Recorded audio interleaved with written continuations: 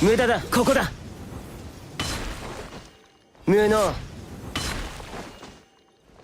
ここだ。無能。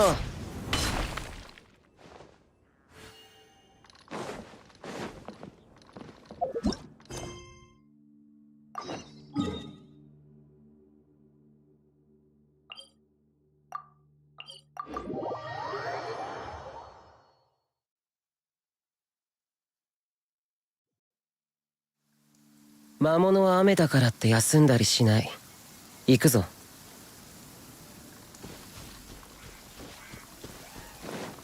風よ。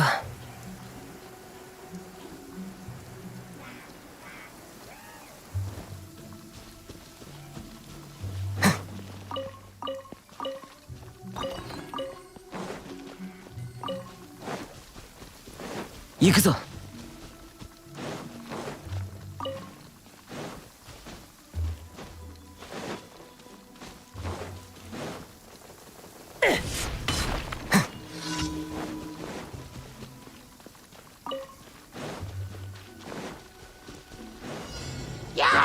くだらない。イエッ。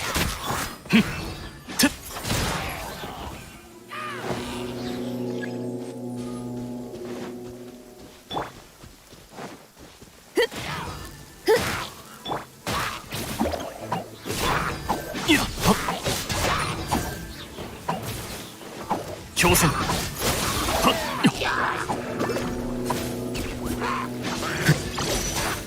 ちょっとビリビリさせないとね。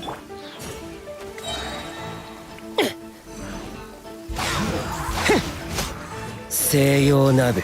無能。ここだ。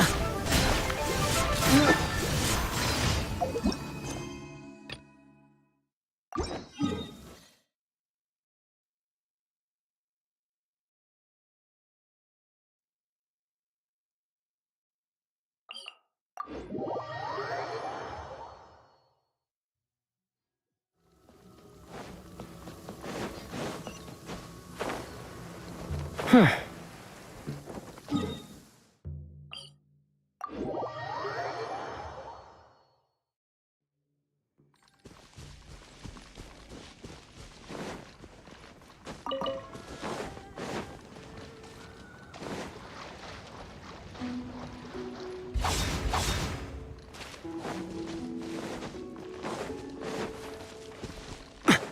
行くぞ。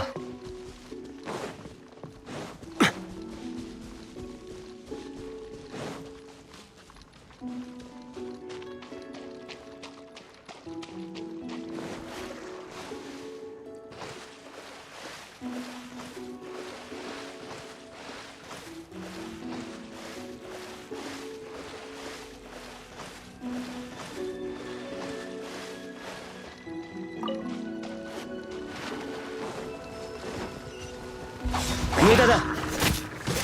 くらえ。せっはっ。行くぞ。イエッせっはっ。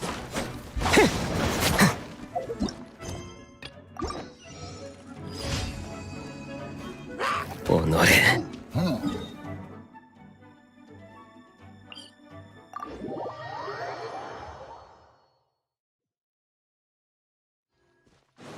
ふん。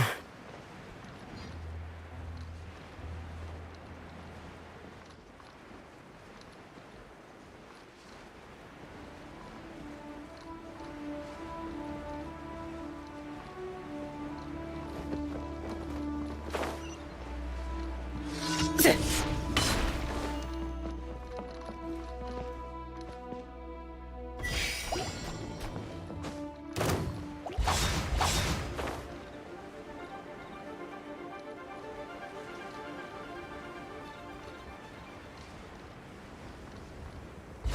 ここだ。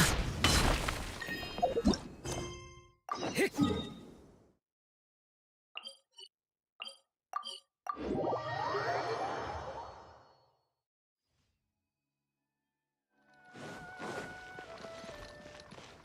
だ。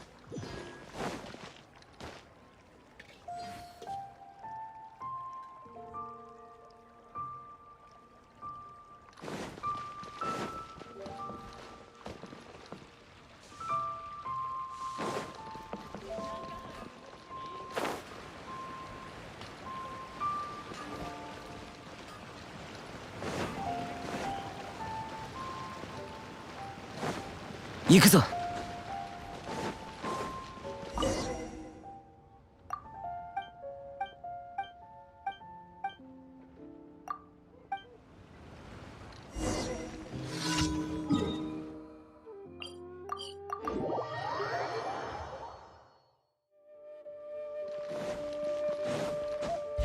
無駄だ。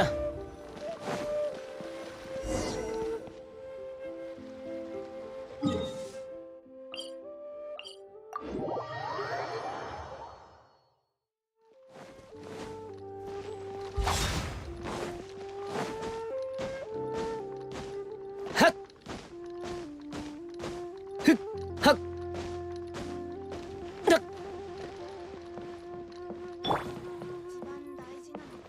やったこの場所に座って講談が聞ける。少し休もう。あと少し。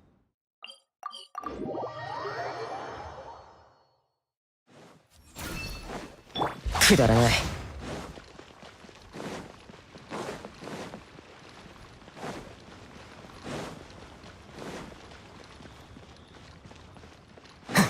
ふん。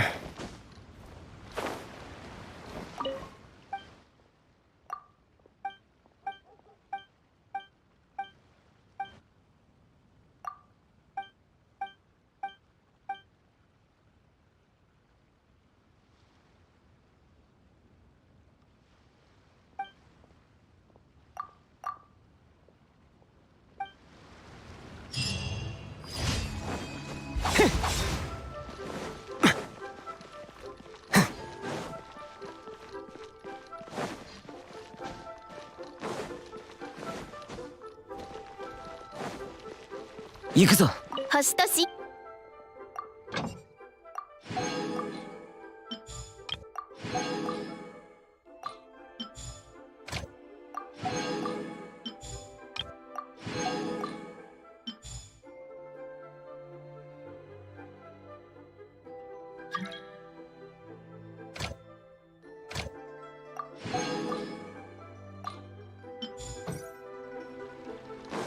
無能。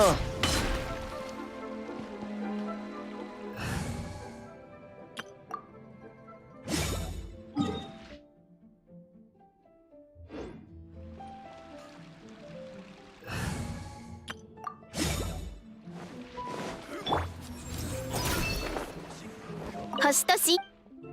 無事きょ。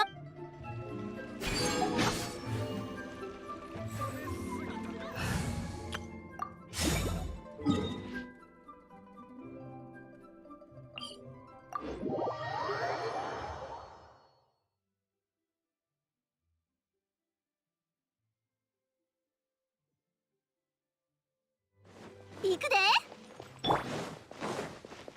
逃げ道はありません。し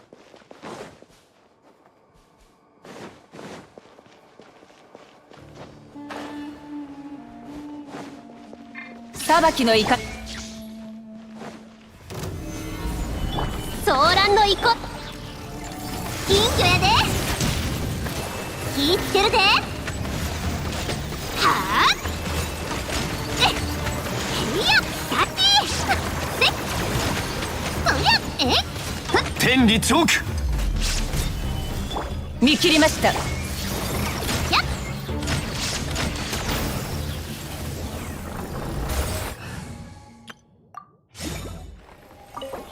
それら声はよく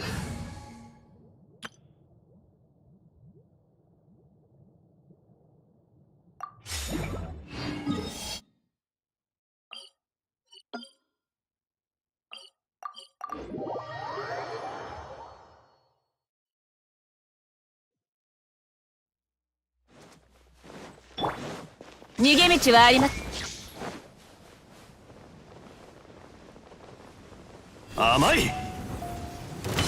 ふっ剣女版。ご安心を。へっ。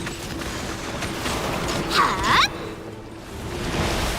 さあ、せて。キャッチ。へっ。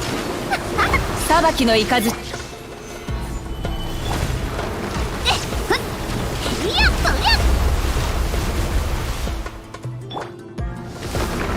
見切りました。稲光すなわち永遠なり。火の用心。タッキーさあどりゃ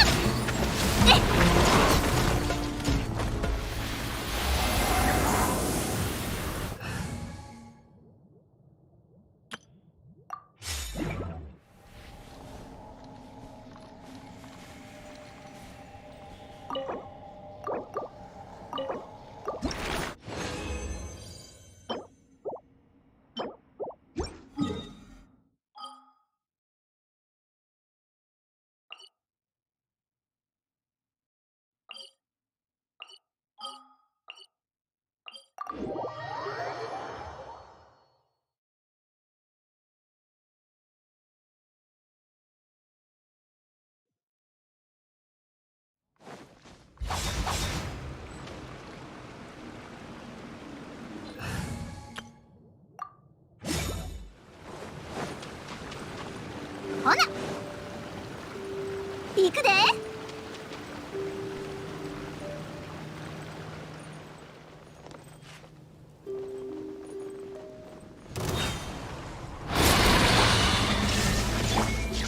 難攻不落。ふっはっ。ソーランド憩いたまやー。花火見いひん。ふっおっとはーはいやっえっここより弱滅の時、逃げ道はありません。はっ天道万象。金魚やで。気ぃつけるで。せっ忘れもしまいや。無我の境地。せっはっ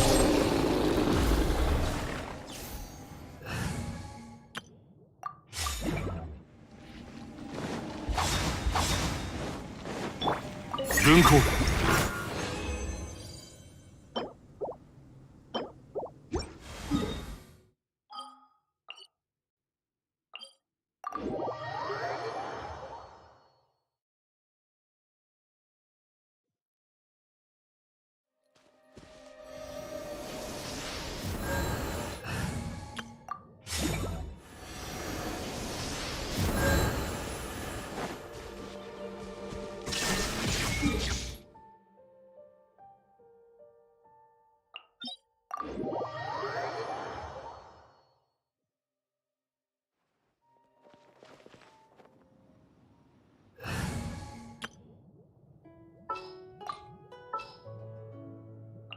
あーやっと私の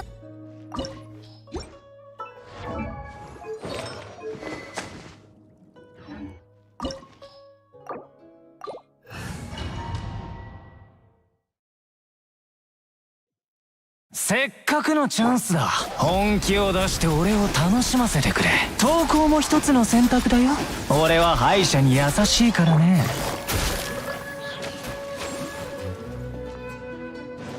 かかれ。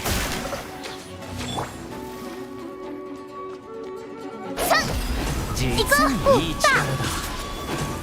おい悪くないね。褒めてあげよう。おや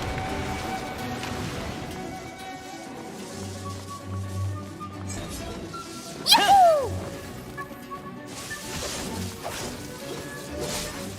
ほーひっほー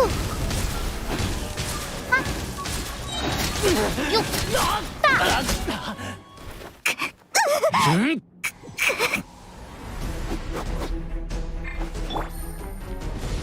ほっとたほっふっや捕まえた。終わりね。撤収。はっいってらっしゃい。お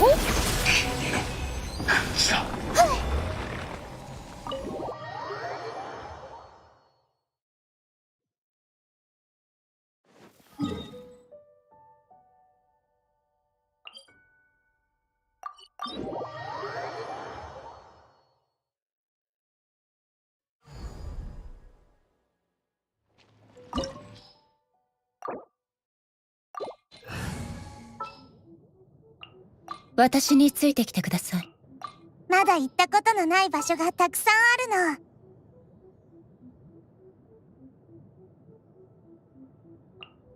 これが運命です。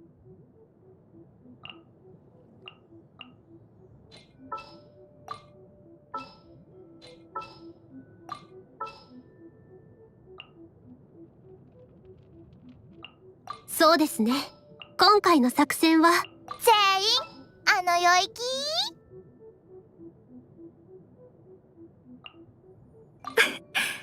よろしくお願いいたします。満天の星。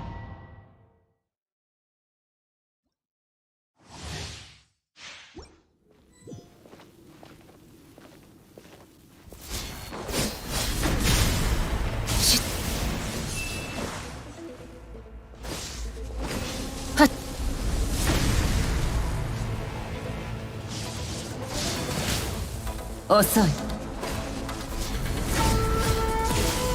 ひゅっ無力。よっ行こ遅い。う。ご安心を。この目で属性を見届けましょう。やっはっつっ見切りました。やったおいよっここより弱滅の時見切りました。来週永遠の土を照らす。たっはってやっそこ。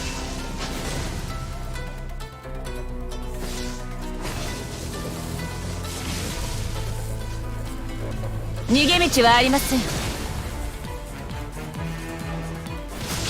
ひゅっ稲光我が命のもとに。ふって裁きの雷。この身こそ永遠なり。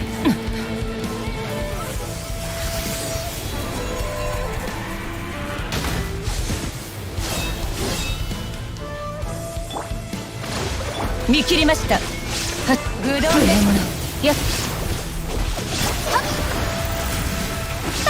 断絶。深海のカゴ行きましょう。無我の境地。永劫に伏せ。しっはっしったったっ。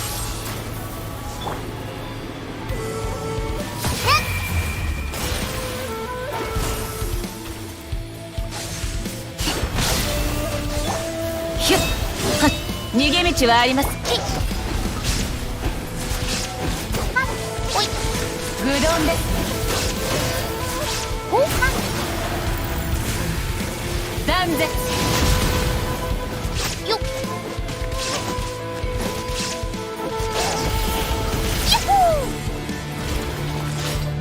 戦時の戒め。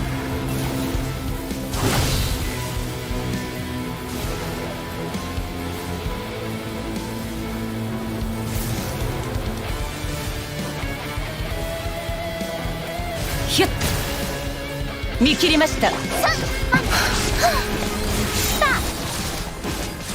おいいってらっしゃい。運命には逆らえません。海のちぎりよ。ここより弱滅の時。永遠はなかったのですね。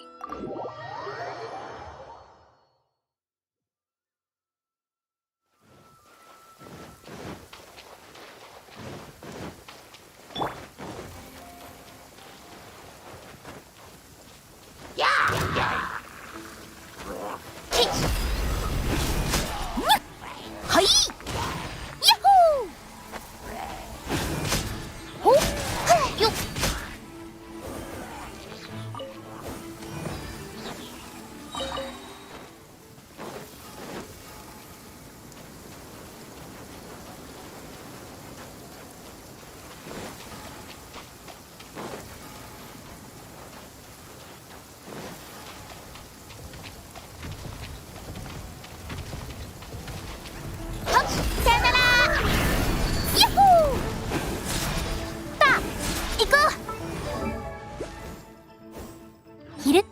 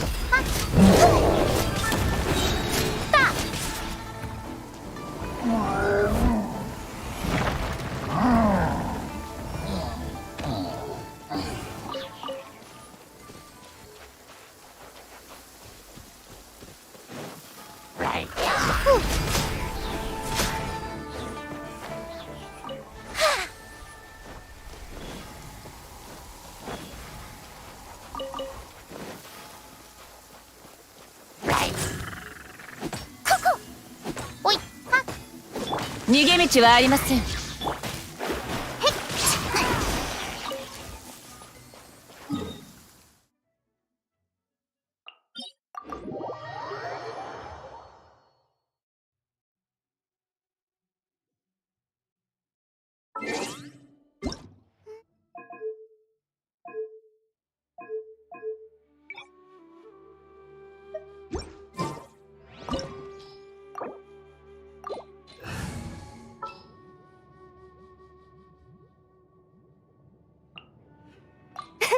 一起去玩吧。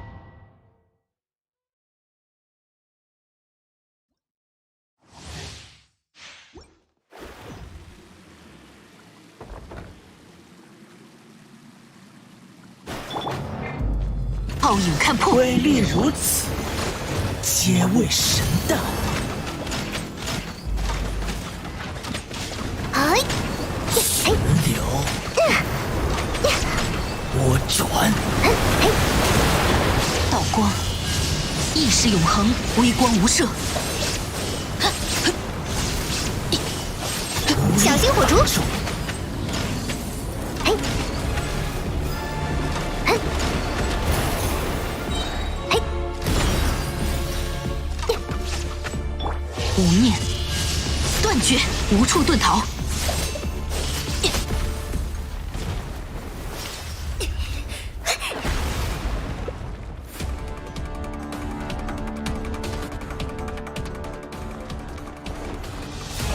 今夜之下，唯我长存。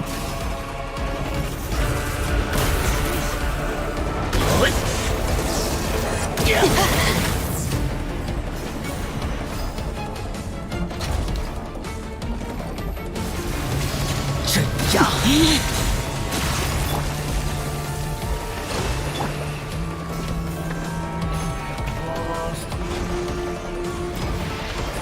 焚毁！荒谬！哎！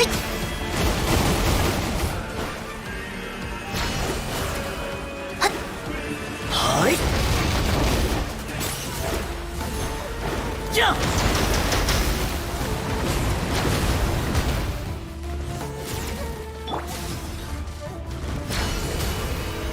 一镜诸相。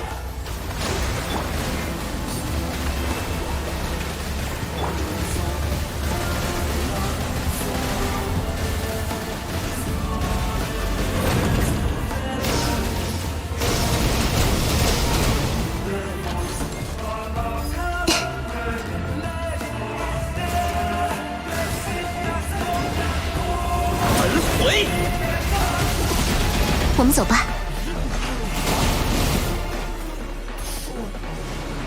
雷击！祭典重现。消去！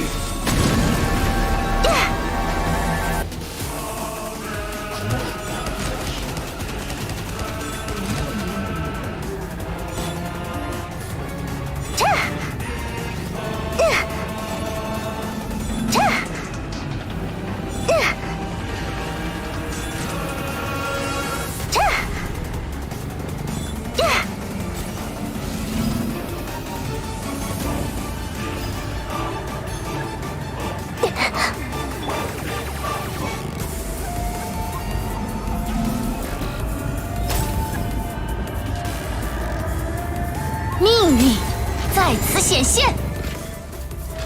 这龙神弹，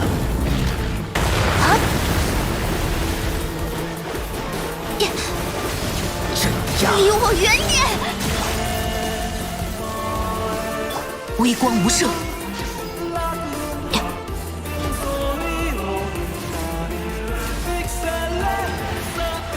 焚毁。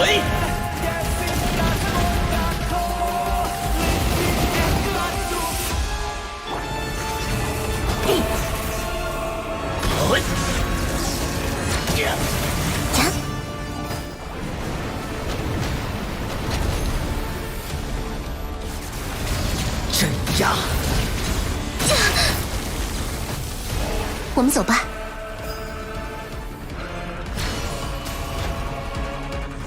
别担心，诸相。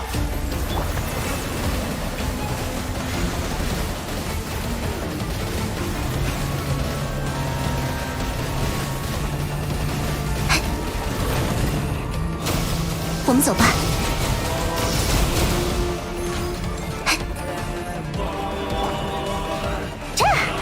雷击，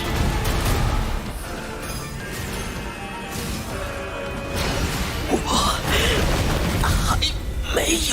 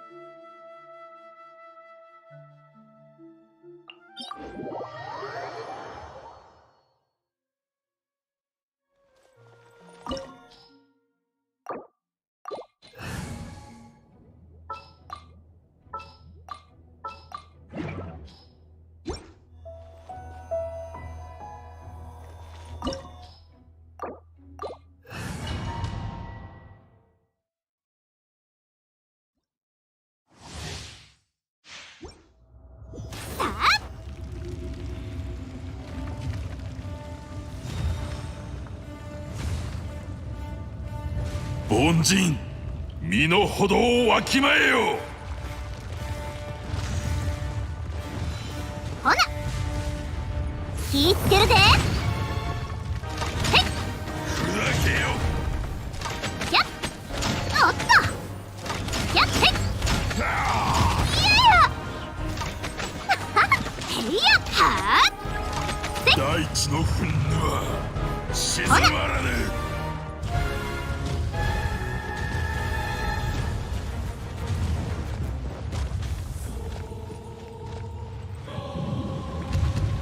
今こそ全ての怨嗟を払う時なり。え花火見いひんへっやっさあへっおっとさきやっさあはっ千年もの雪辱を果たす。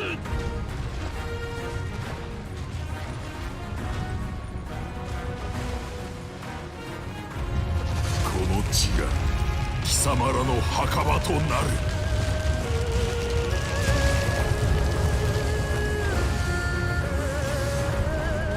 千年の怒りをしかとその身に受けるがよい。行くでほな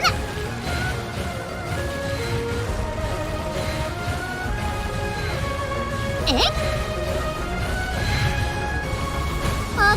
かんほな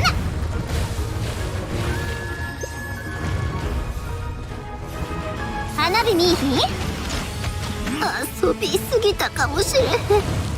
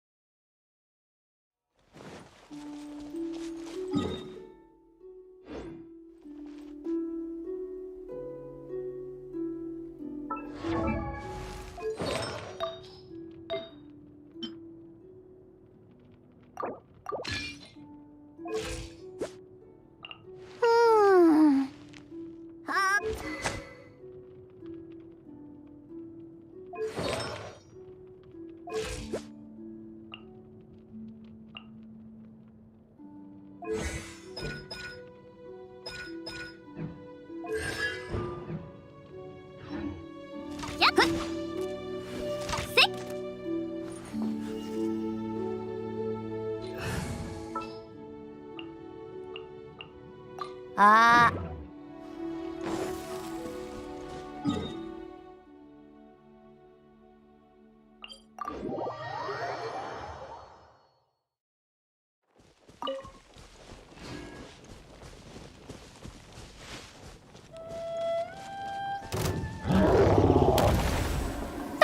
おいほはいはおいそくかほたはほはほそれほよっほはよったそくほはったほおいはいうわ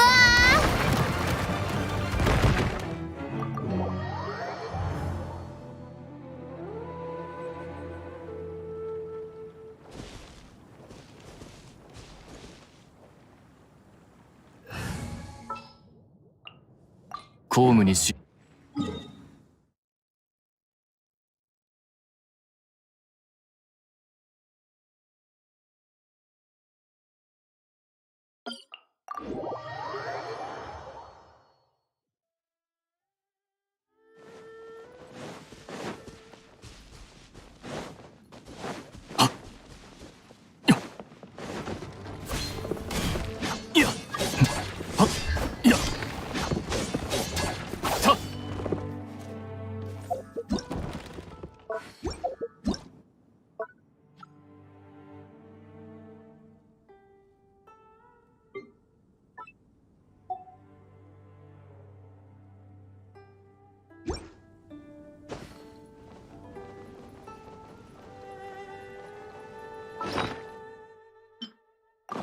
と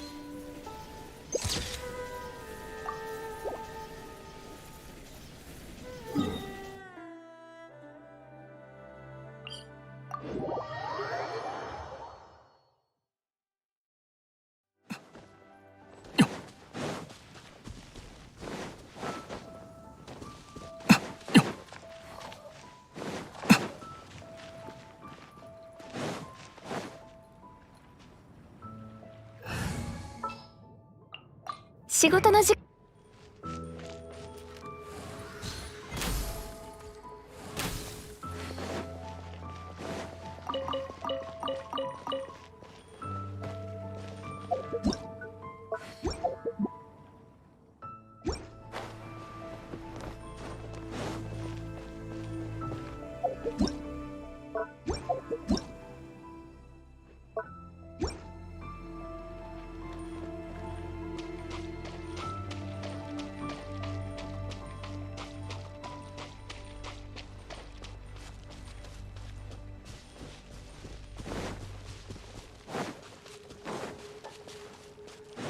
次の仕事は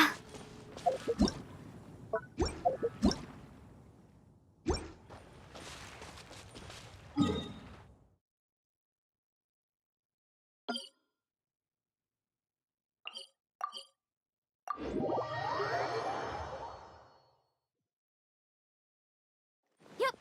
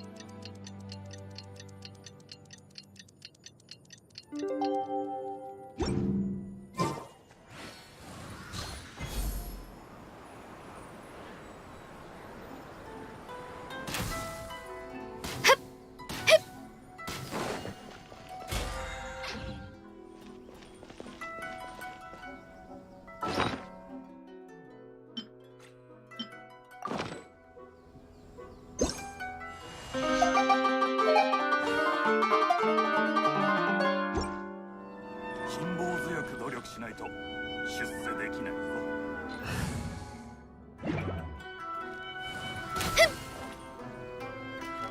せっやっ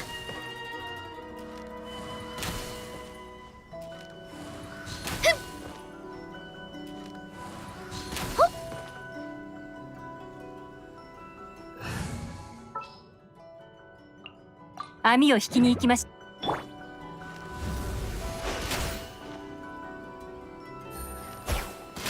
辛抱強く努力しないと出世できないぞ。せい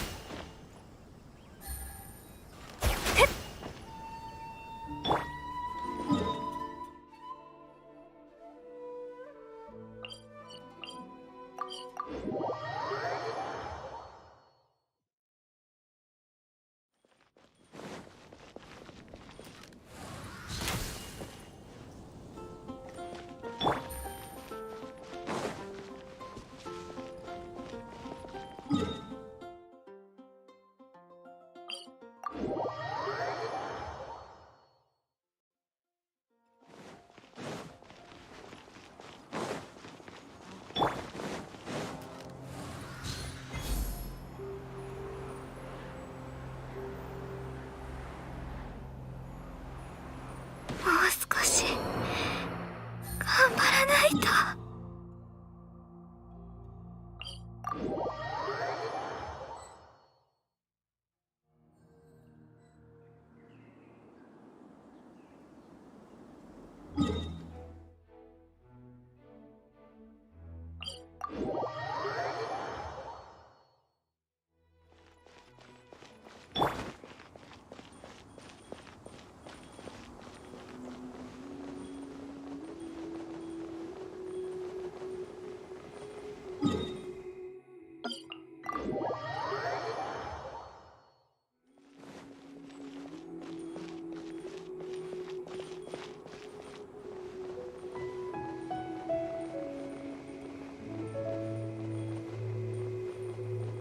契約はまだ終わっていない。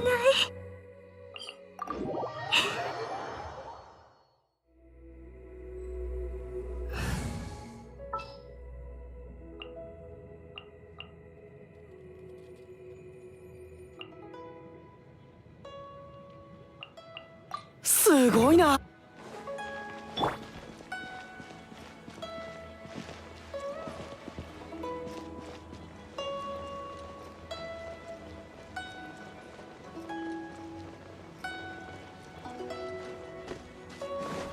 せいはっねはっ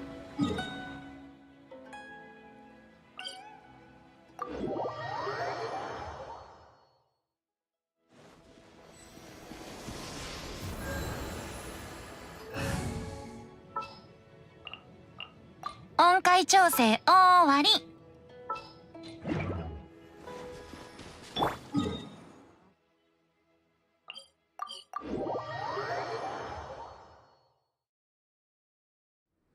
雪が積もったら雪合戦しよう。走るより飛ぶ方が早いよ。おっ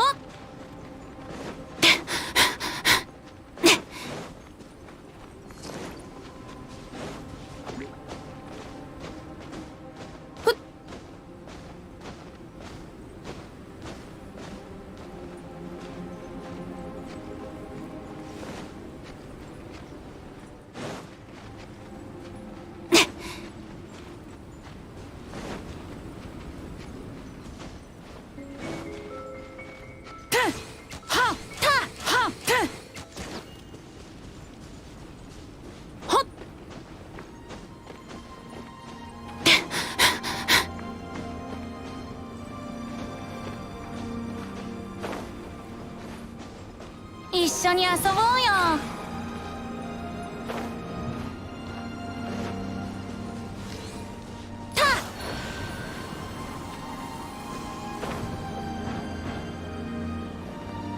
おここだよ。走るより飛ぶ方が早いよ。ほっ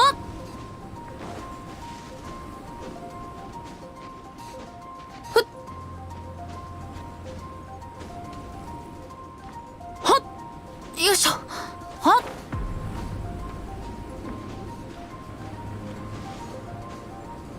ほっ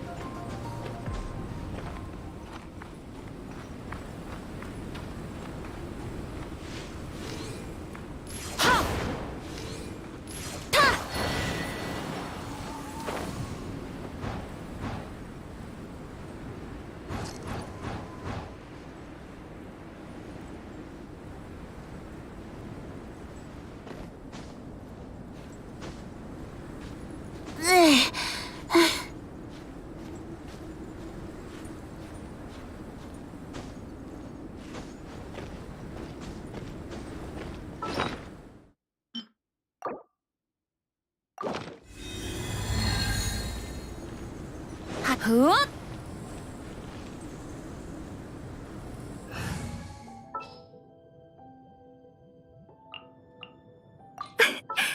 よろしくお願いいたします。気晴らしになる。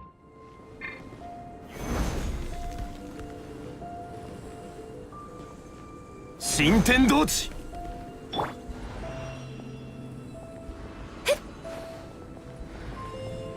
よっにゃっ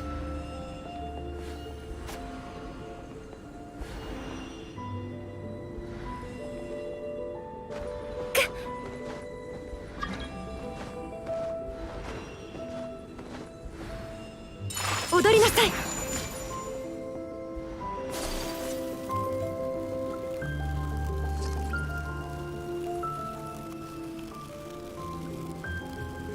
まだやり残したことが。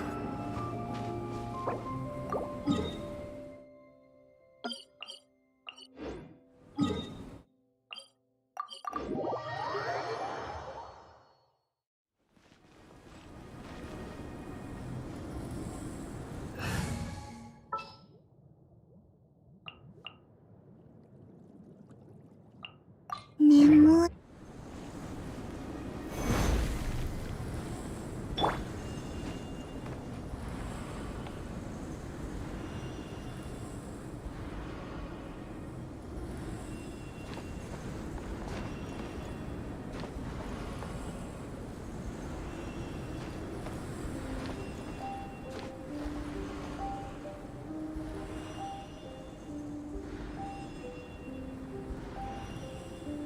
うん。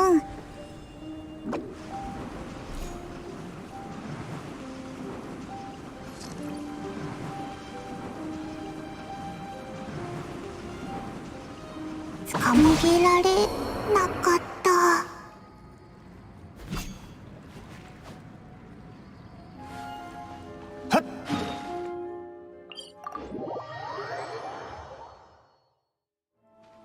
雪が止むまで場所を移動しよう。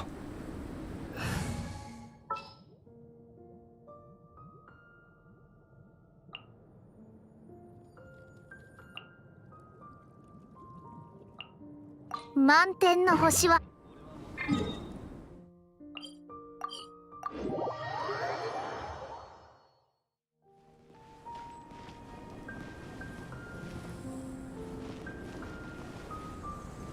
揺らぐことなし。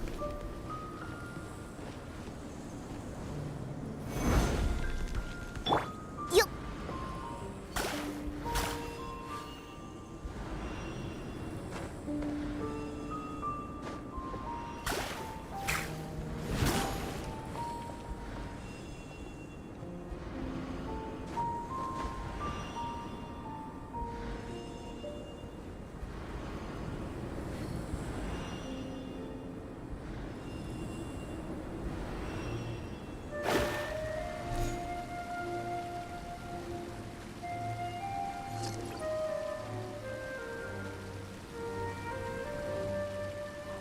これが逆らえない運命。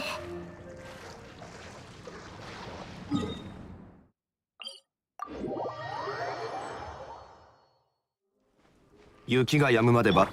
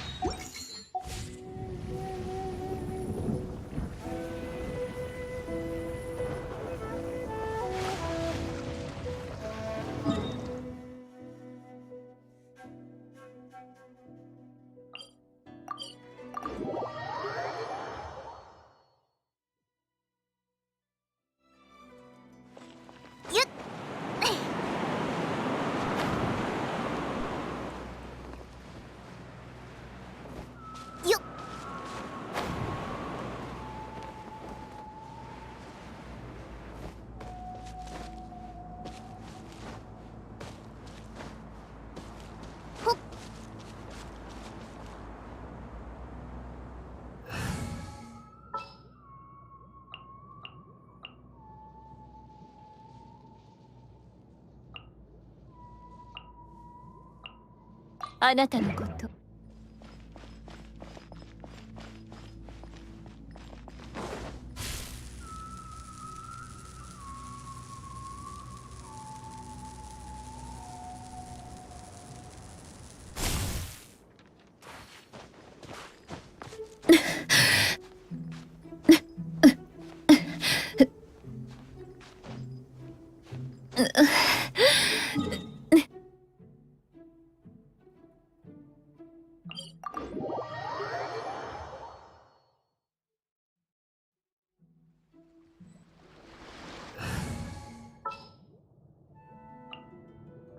やるべきことはまだまだたくさん。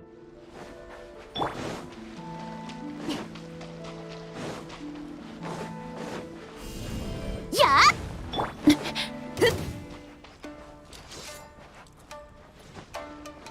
逃がさないわよ。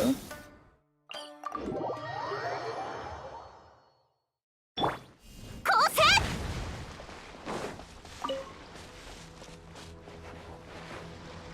落ちて。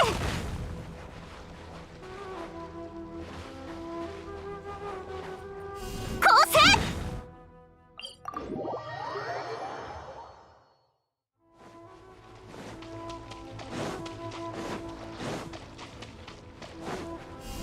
落ちて。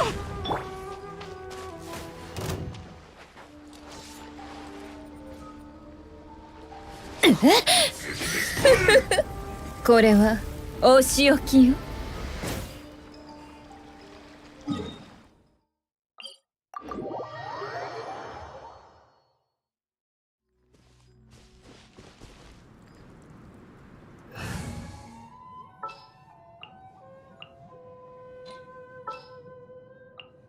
気晴らしになるな。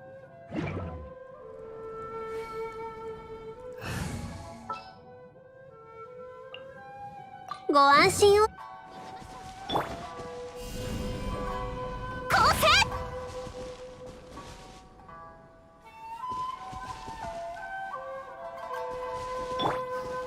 霹靂先陣。やっ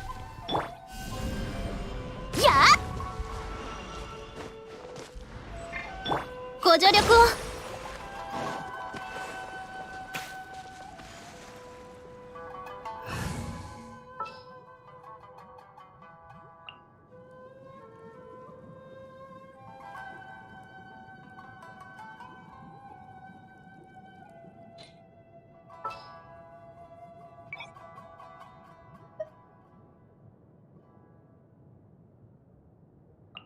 仕方あり。はい。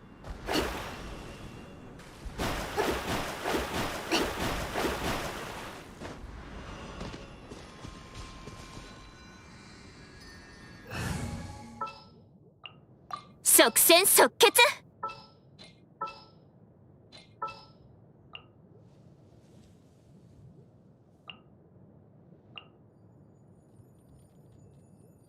ご指導。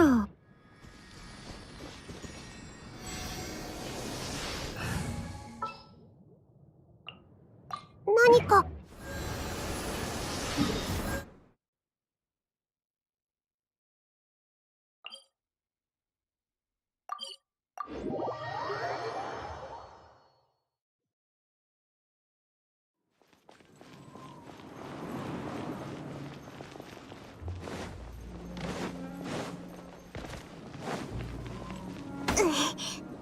体勢を整えないと。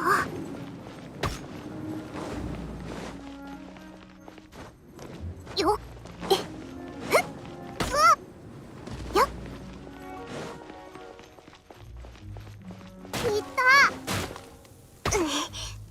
体勢を整えないと。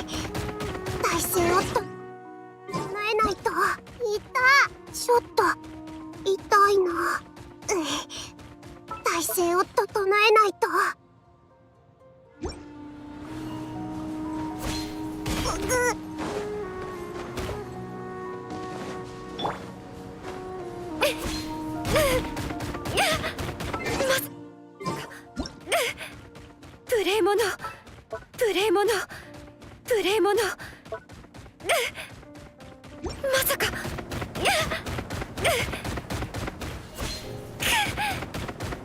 無礼者まさか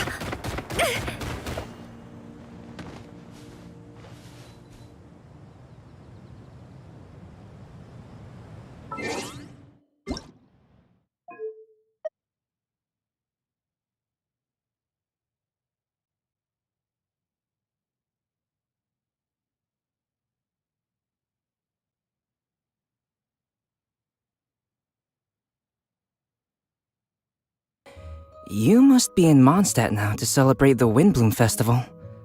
The fragrance of flowers has already filled the air. Oh, me? I'm conducting some research. If you'd like to know what's in store for this year's Windbloom Festival, oh, then you should watch the Genshin Impact version 3.5 trailer. Enjoy! Oh, dear creature, why do you bow down? For fear of the unknown? Or for power that you covet? I've never seen anything like this in all my life. What in the world does this place conceal? You have a troubled look on your face. What happened? I can't take it. I think that he might have seen you. Fate has not granted you the right to enter this place. The greatest should never live to remember their fall. Let's get it on!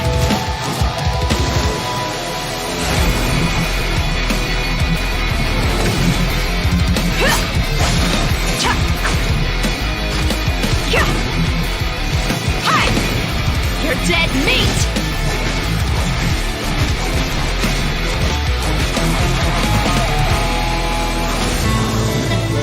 I'll make every effort to navigate us safely and report intel on the enemy. Precision strike! Let's keep going, team!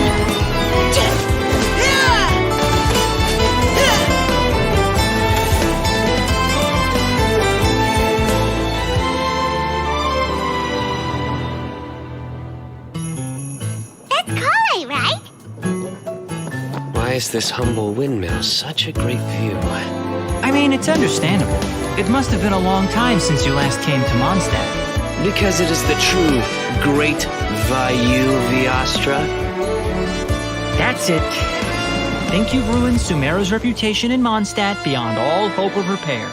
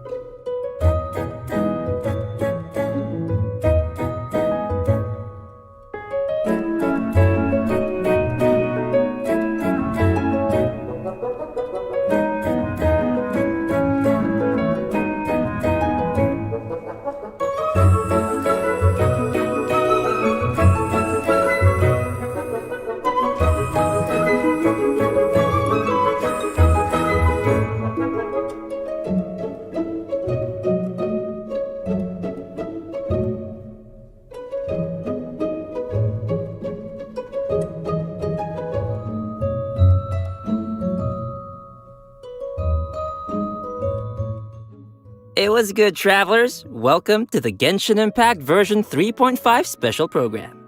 I'm Koi Dao, the voice of Albedo, chief alchemist of the Knights of Favonius.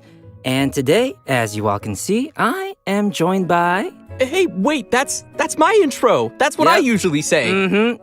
Hey everyone, I'm Zach Aguilar, the voice of the male traveler, Ether. What's up, everybody? I'm Amber May, and I voice Dehya. And to match Albedo's long and official-sounding title, I'm gonna introduce her as Sumeru's legendary Eremite mercenary, the Flame Mane. That sounds really cool. I like that. Yeah, I really like that title. Thanks, y'all. And it just so happens that today is Amber's first time joining us on the special program. Yes, and I am super excited to be here. And the little cheapy Dehya, she's so cute. I can't wait to go over everything that's coming to version 3.5. I'm so psyched. Totally, and I know all our travelers out there are also super excited, so why don't we kick things off by starting with our first new playable character for version 3.5, Dehya. Woo! Starting with Dehya. Let's go! Yeah. Okay, so it's taken a while, but she is finally here. That's right. And even though she's technically a new playable character, we've already seen Dehya in the game for a while now, and she's even become a good friend of ours. She was pretty active throughout the Sumeru storyline and helped us get through some pretty tough moments. So next, we'll let Amber do the honors and introduce this character for everyone. Thanks, Zach. As you mentioned, a lot of players might already feel familiar with Dehya's character. Even though she might appear carefree and casual, she actually possesses amazing skills and is really professional. She's already made a name for herself as one of the strongest members among the Eremites. And even in the midst of danger, she has an uncanny ability to make others around her feel safe, you know? Right? It seems like no matter what kind of situation we're in, as soon as Dehya appears, everybody can relax knowing that we're in good hands. Is that what Dunyarzad feels like having her around? I mean, I wouldn't mind hanging out with Dehya all the time. And now that Dehya will be available as a playable character, travelers will have a chance to learn a lot more about her. That's right. So let's watch some clips of Dehya. You might find that she's a little bit different from your initial impressions. We mercs have one simple rule. Whoever pays the most is your new boss.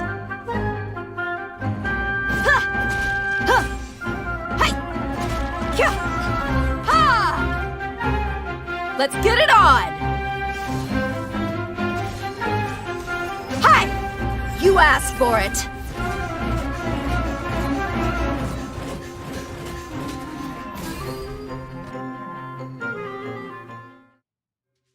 Was that did she have a flip phone? Do they have phones in Sumeru?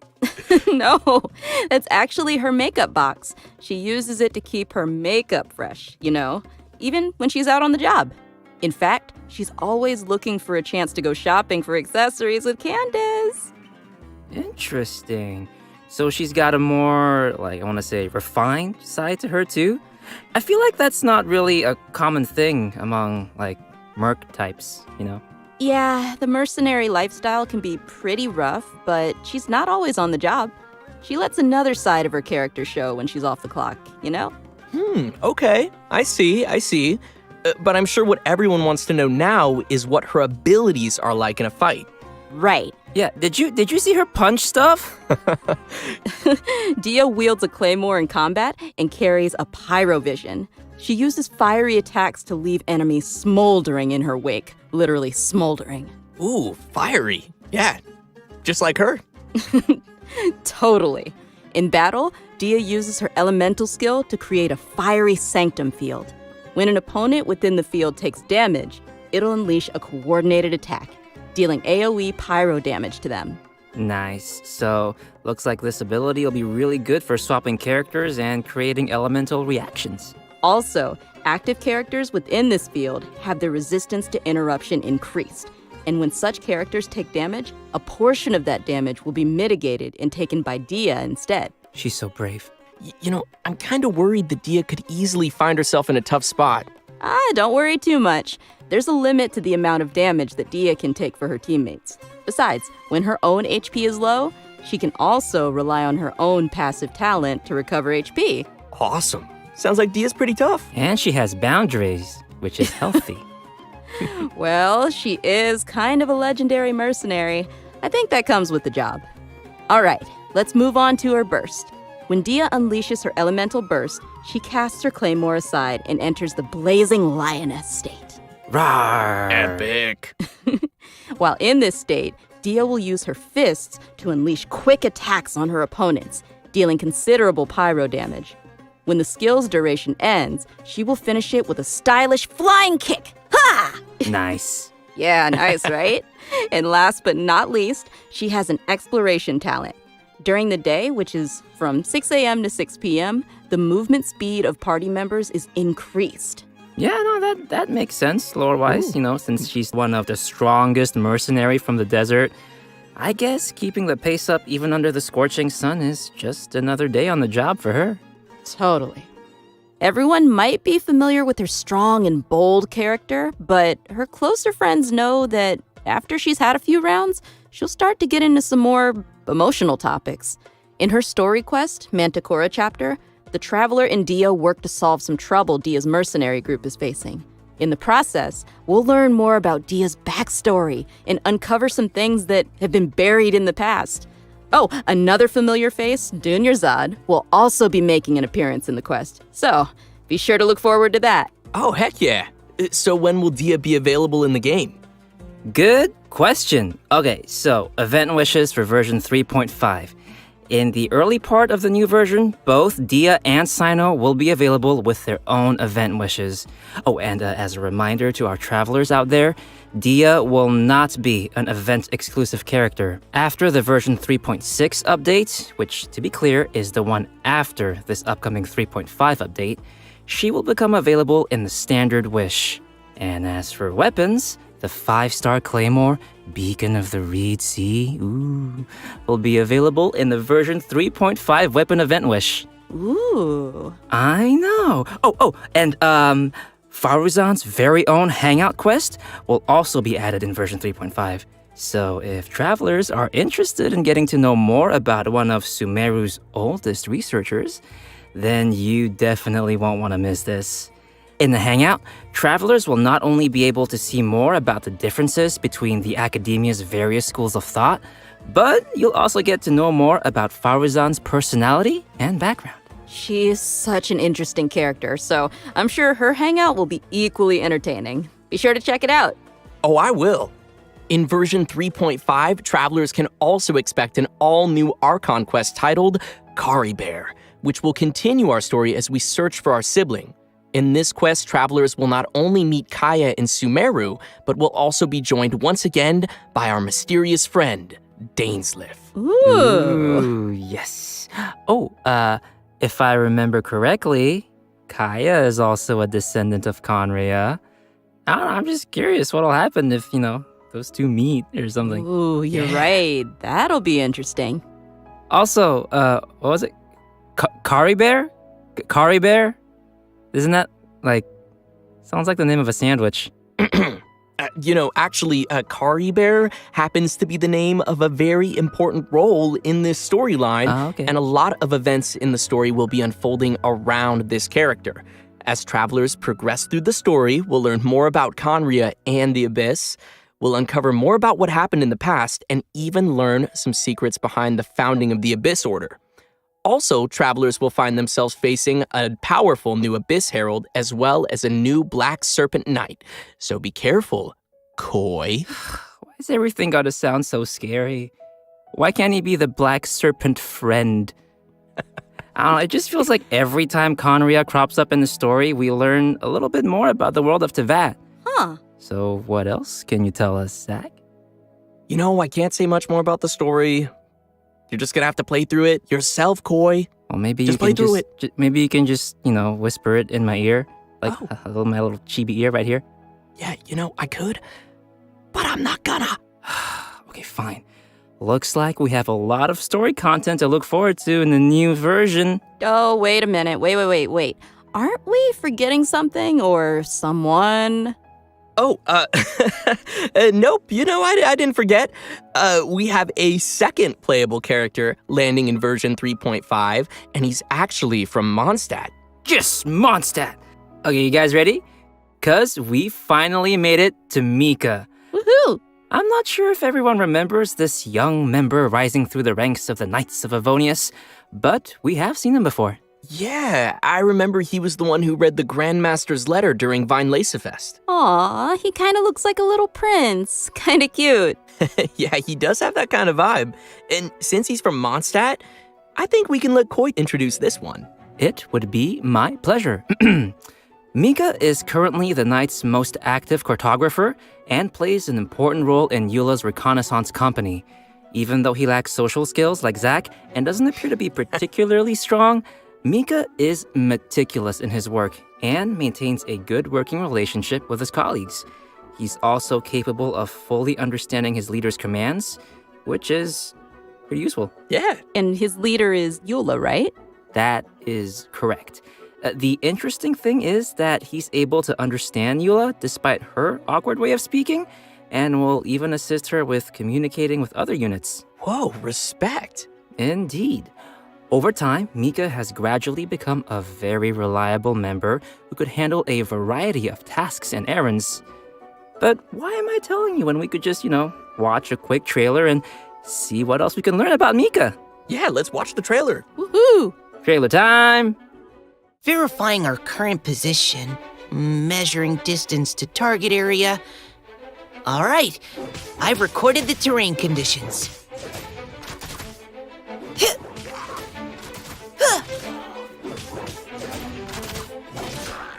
Providing cover fire.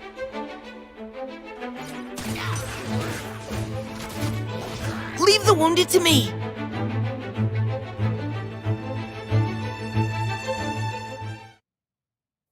Who gave this child a crossbow?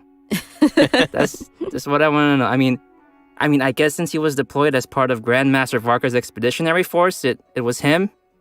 I don't know.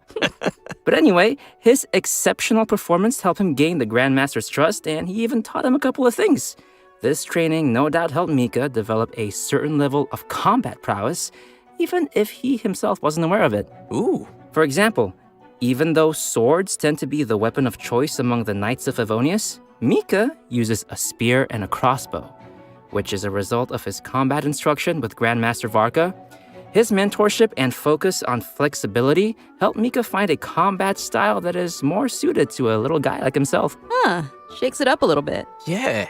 The Grandmaster seems to think outside of the box, and having a mentor like him will definitely be a big asset for Mika as he continues to grow. For sure. All right, let's check out Mika putting his variety of skills to use in combat. As a support role for the Knights of Favonius, Mika has learned a variety of methods for assisting his teammates in combat.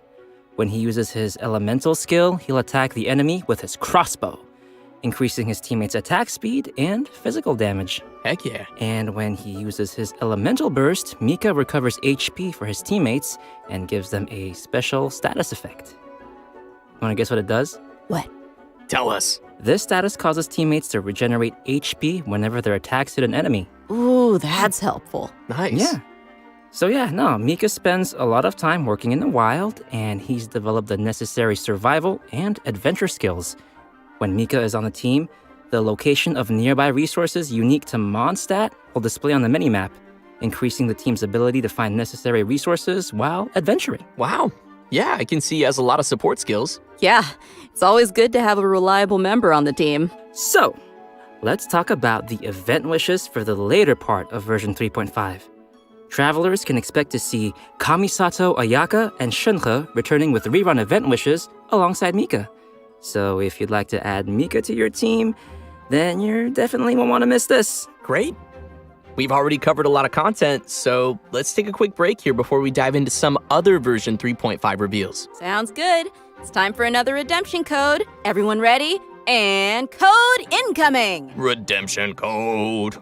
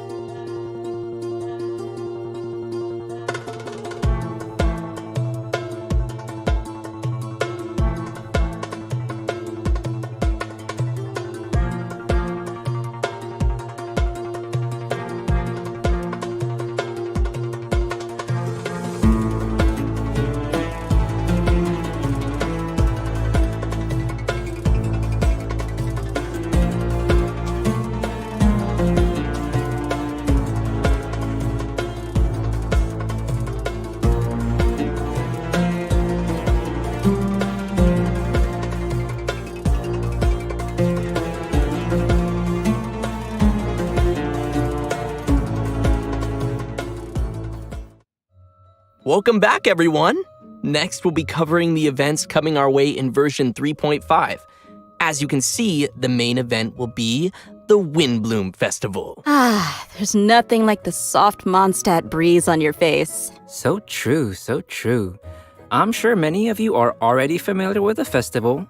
With time, it has become an important celebration of freedom and love for the people of Mondstadt. During the festival, people give fresh flowers to the ones they love and follow the important tradition of offering their Windbloom to the Animo Archon. Kale, who's now been cured of Elazar, will once again make her way to this nation of freedom during this romantic and colorful festival. Aw, I want to go. Cool. Excited to see her.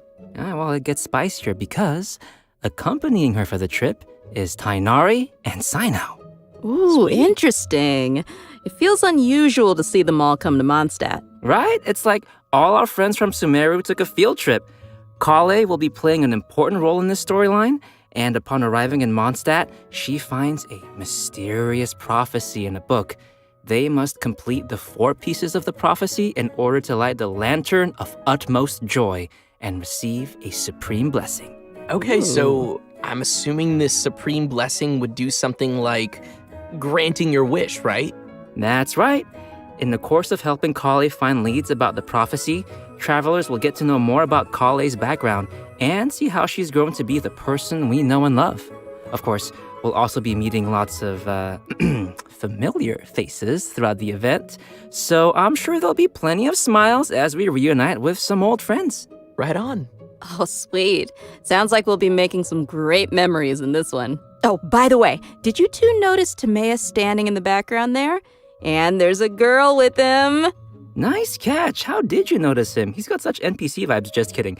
Yes, Timaeus will be playing an important role in this event, other than standing too close to the crafting table. But as for who the girl standing next to him is, we'll have to play through the story and see. Ooh.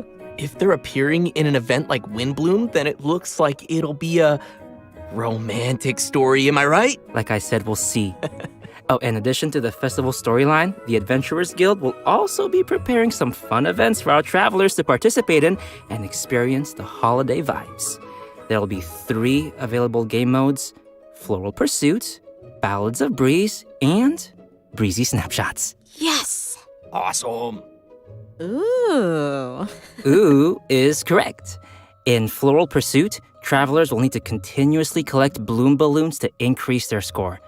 After collecting a set amount of balloons, the next area will unlock, and once you've collected a specific number of bloom balloons in the final area, a ring of pursuit will appear. Touch the ring to leave the area and complete the challenge. And in each area, travelers will also encounter ersatz balloons that pursue you. If you're caught by an ersatz balloon, you will lose 1 pursuit point and be returned to the start point of that area. Ooh, scary. So we'll probably need to avoid those. And the travelers will be able to enjoy Floral Pursuit in single-player mode or tackle challenges along with their friends in co-op mode. Wow, looks like that'll be fun. What's next? Well, let me ask you, Amber, do you like rhythm games? Yes. I thought you would, because the next thing is a rhythm game.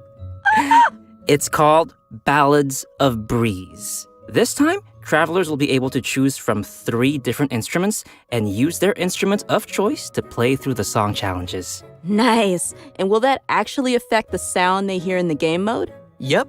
The instrument they hold and play will be different. Ah, cool. I see. While performing a song, different notes will appear on the screen. When a note falls on the decision line, press the decision line to score points.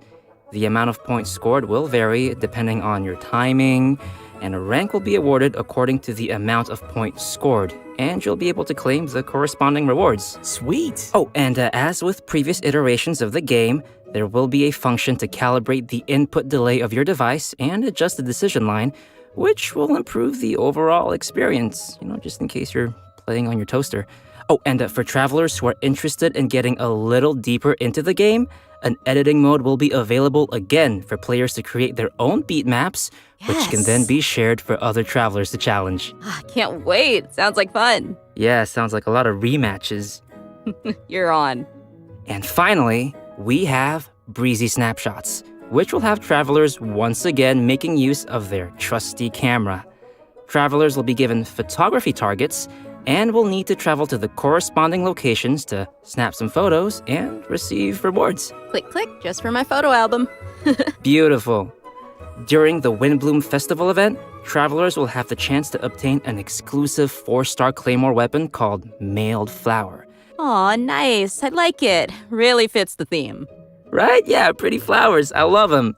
I really hope travelers will enjoy all the different games that the event has to offer and join the people of Mondstadt for the festive atmosphere. Definitely.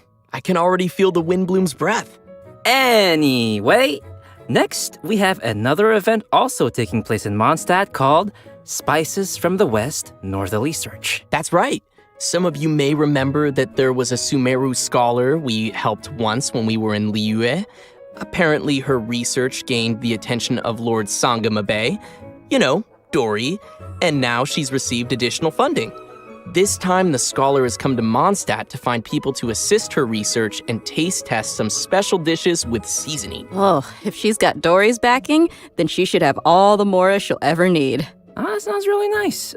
So what can we expect this time around? Right, so the gameplay for this event will be pretty similar to last time. After we start creating the seasoning, we'll need to add the ingredients to the pot in the right order by hitting the button as the needle points to the corresponding ingredient. That's gonna destroy my whole brain. However, we have a limited amount of attempts, so we need to add all the required ingredients with as few mistakes as possible. Oh no. More seasoning recipes will gradually unlock throughout the event period. I'm sure this won't be too hard for travelers that are familiar with cooking their own dishes. Oh yeah, I always cook. I cook all the time, yeah. Sure. I know what you are. Travelers can add their completed seasonings to delicious dishes to obtain fragrant dishes. We can also invite characters to taste test the fragrant dishes in the Serenity Pot to increase their companionship experience. After they taste a dish, we can hear their responses, which will vary based on the character's personal preferences. This will test how well travelers understand each character's personal taste. Oh no, that's gonna hurt my feelings. Because even if it's a fragrant dish, that doesn't mean that every character is going to like it. Ugh, too much salt. For our next event, we will be heading back to the lands of Sumeru. For those of you who remember the Beast Tamers tournament, this next event is related to that. However, the format will be pretty different from what you might expect. Because the Wisdom Orb is still in its stages of theoretical research, it might be a while before our next competition. Okay, but have you considered that I want it now?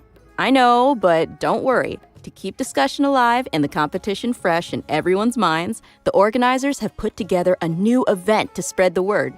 They purchased the rights to Theater Mechanicus in Sumeru and incorporated some fungi elements to design a completely new game called Fungus Mechanicus. Seems they're putting a lot of effort into promoting the competition. That's right. So what'll the rules be like for this event? I'm gonna tell ya. In Fungus Mechanicus, we will be controlling pieces that look like fungi, aptly named Little Fungi. Our enemies will be Mechanici, which I'm sure many of you have seen before. The Little Fungi will automatically attack the nearest Mechanici, and travelers will be able to select the Little Fungi and control their movement or order them to attack a specific target. During the challenge, we'll need to command our fungi and defeat all the Mechanici to clear the stage and receive rewards. Hey, wait, did you say we're gonna go up against the Mechanici that we were controlling in the previous Theater Mechanicus event? What's wrong, Koi, huh? What's wrong? What do you mean, what's wrong? They were our friends. Look, they're attacking your little fungi now. Oh gosh, you're right. They need to die. It's okay. By using Marvelous Jelly, we can let our little fungi unleash their skills. Using these skills at the right moment is the key to achieving victory. Marvelous Jelly will be gradually restored over time, and Plauditory Protection will randomly appear during the challenge, granting an additional amount of jelly. Looks like we'll need some strategy. Like, you have to plan out every move. Of your betrayal? Some familiar friends from the Beast Tamers tournament will be making an appearance too.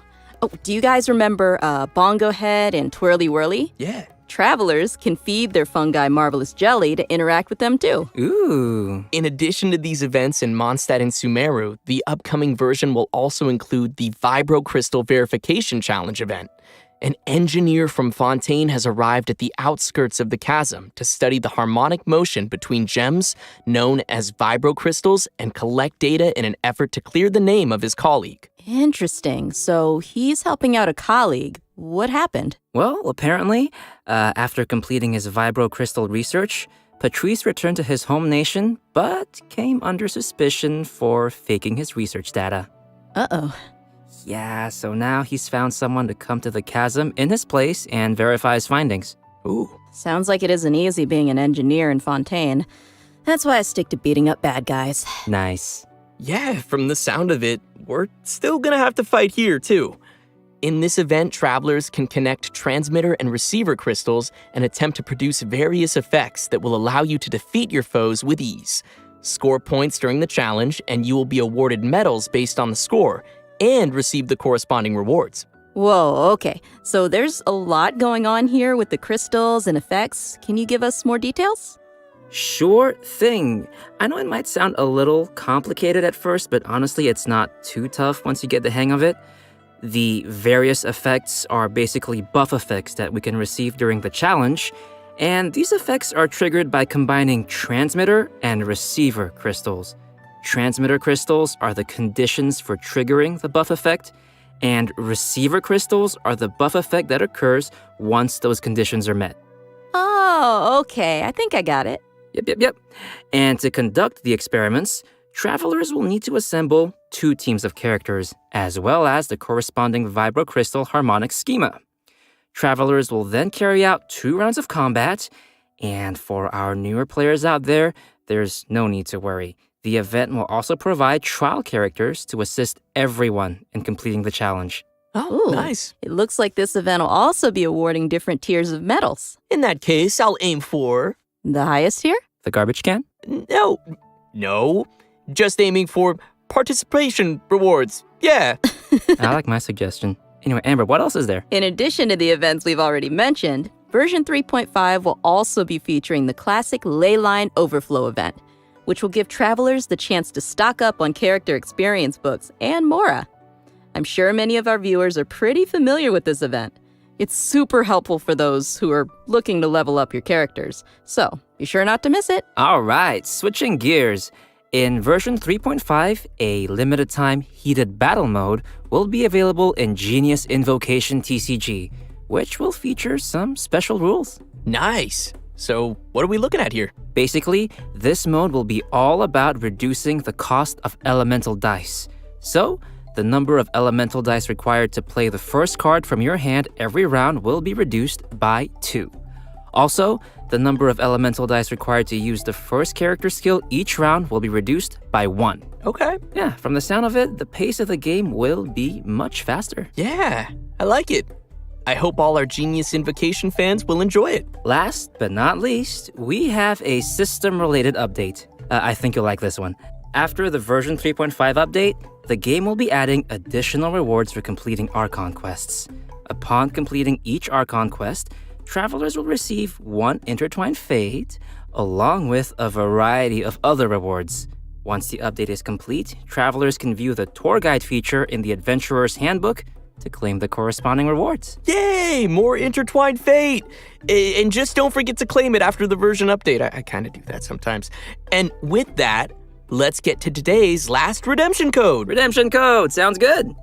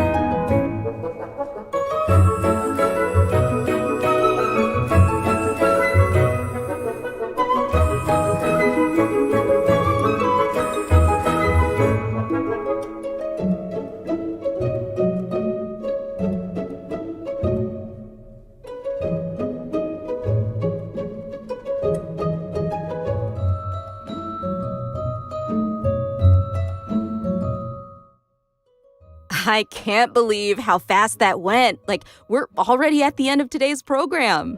I know. The whole thing just flew right by. Yeah, it really did. So, Amber, how did you enjoy being on the special program?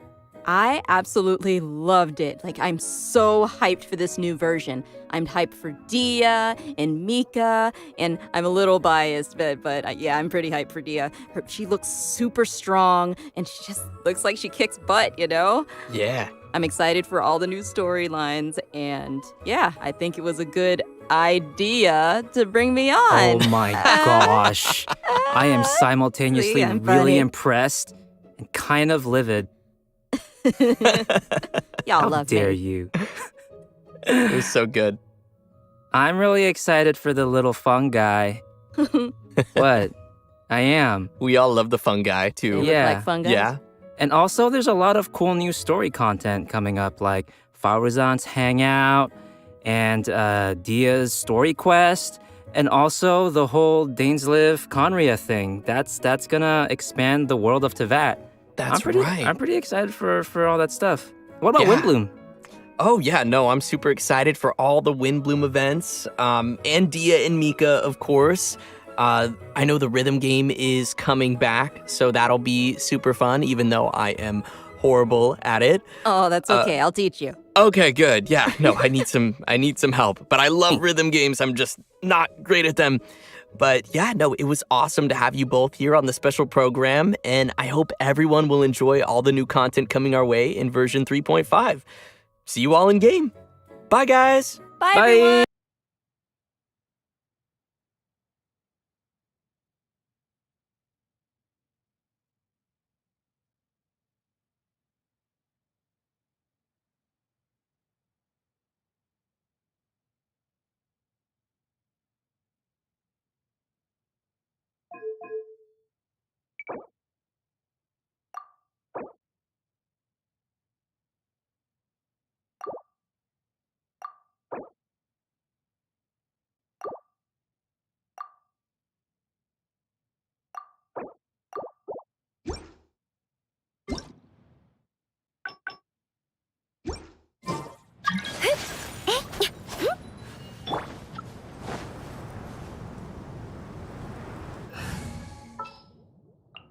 私についてきてください。はあ、さっさと片付けるわよ。全員、領域ウォーミングアップしよっか。気晴らしになるな。恐るるに足らず、恐るるに足らず、恐るるに足らず、恐るるに足らず、何油断したか。恐るるに足らず。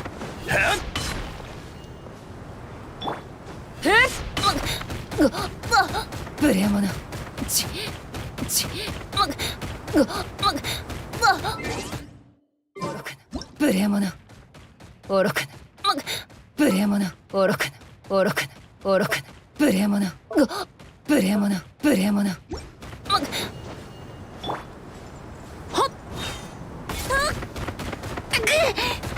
乱暴だな。ほっ。いかほ。痛い。うよ。かく。うぐ。痛い。何。あ。